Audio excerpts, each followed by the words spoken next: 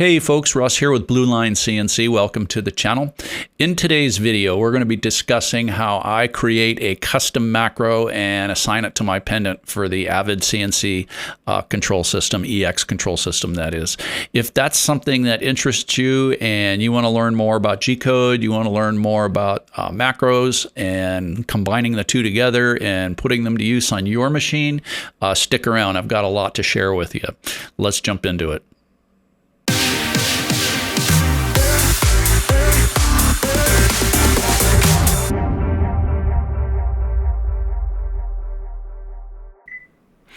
All right, folks, so here is the pendant that I use. It's the Centroid CNC, or it's the Centroid pendant made specifically for CNC12.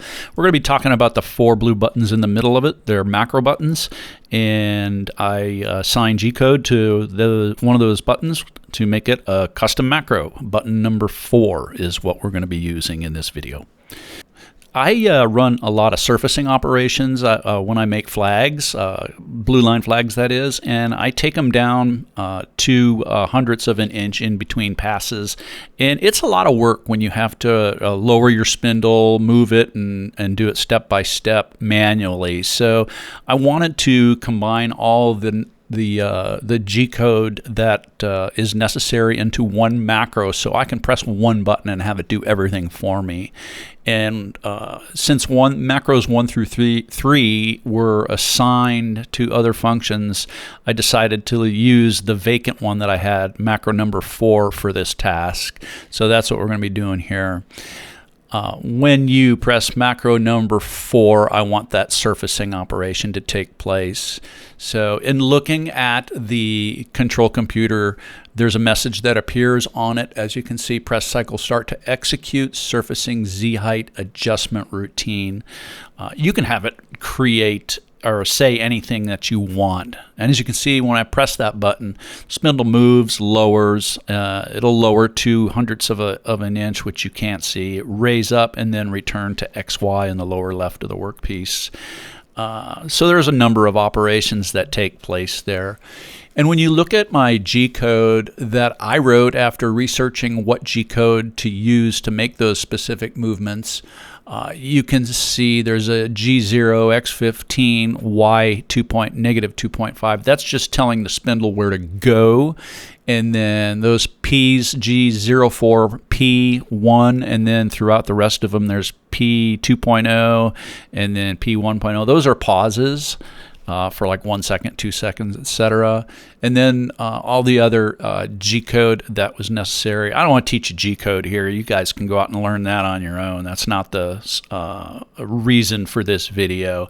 But I just wanted to show you that you can get it to do whatever you want to through the movement, for movement through using G-code, and then just assigning that to a macro to run sequentially back to back, one after the other.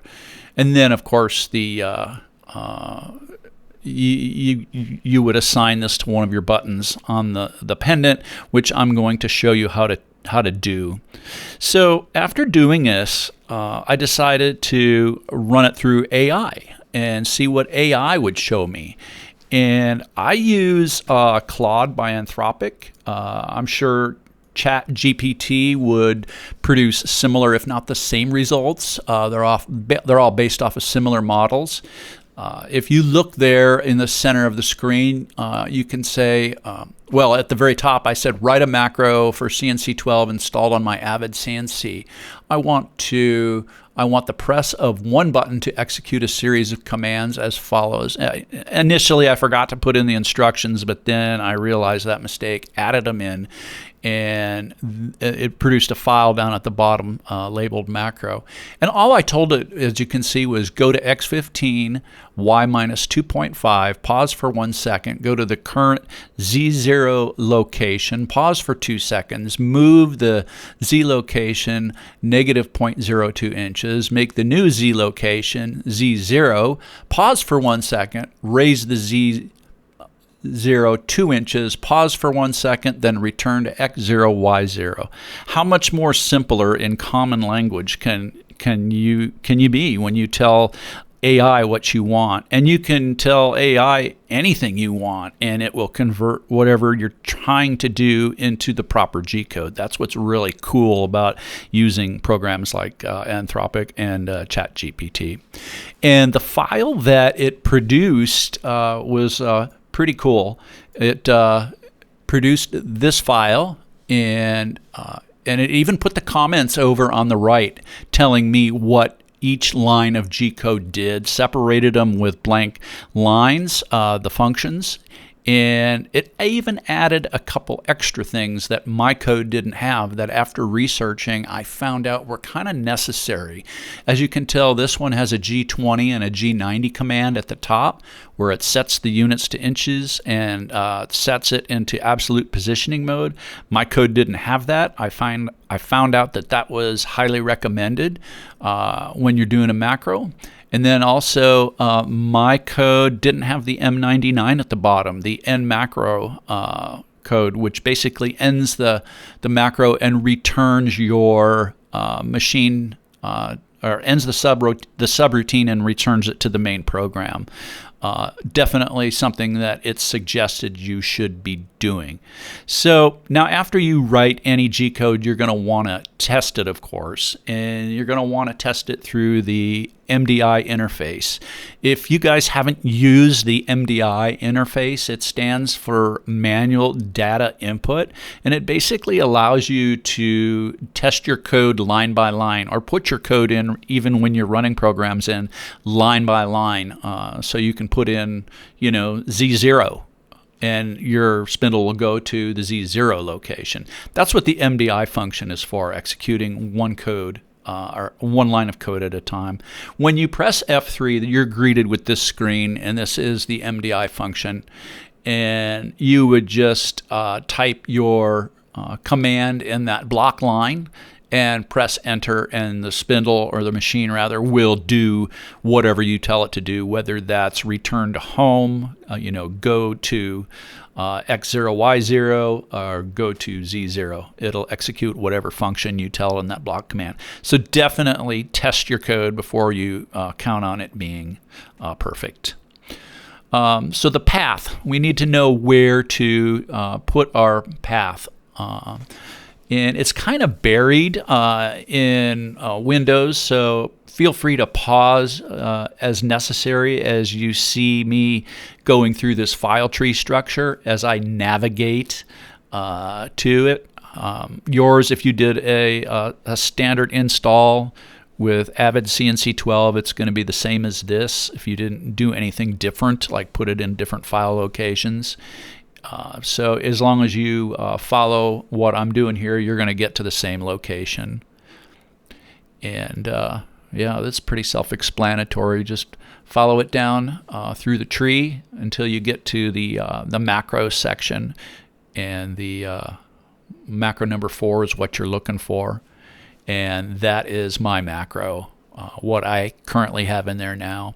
I'm going to go ahead and make some changes and put the AI version with those other commands in there to see how that functions as well. And I have no doubt it'll function the same. So once you have your macro written, you're going to need to assign it to the button on your pendant. And you're just going to go to your profile manager and you're going to hit edit. Once it connects to Acorn, you're going to come to this screen, which is pretty familiar to you guys. I'm positive because you all had to go through it to set your machine up. And you're just going to go down to accessories over on the left-hand side. And then you're going to go to wireless MPG. And this screen, as you recall, is just all the options that you selected when you set up your wireless MPG.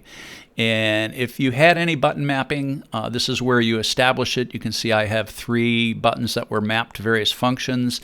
And then that last one says custom. Before I assigned custom code to it, it said nothing, which is actually one of the options too. If you don't want it assigned, you just select nothing. But the other 3 were AVID's pre-selected button mapping that you could have if you wanted. And then, of course, once you're satisfied that you've got all your custom code assigned, you would come down there to save the file, and then you can exit out of that the editing portion of your profile manager once you've saved it. Hey folks, if you have stuck with me this far, you've made it to the end of the video, I want to thank you very much. If you like the video content that I make, be it CNC related, laser related, 3D printing related, like this video and subscribe to my channel. It'll really help me out. And don't forget to hit the bell icon to be notified when I post new content. So until the next one, be safe in your workshops, and we'll see you on the next one.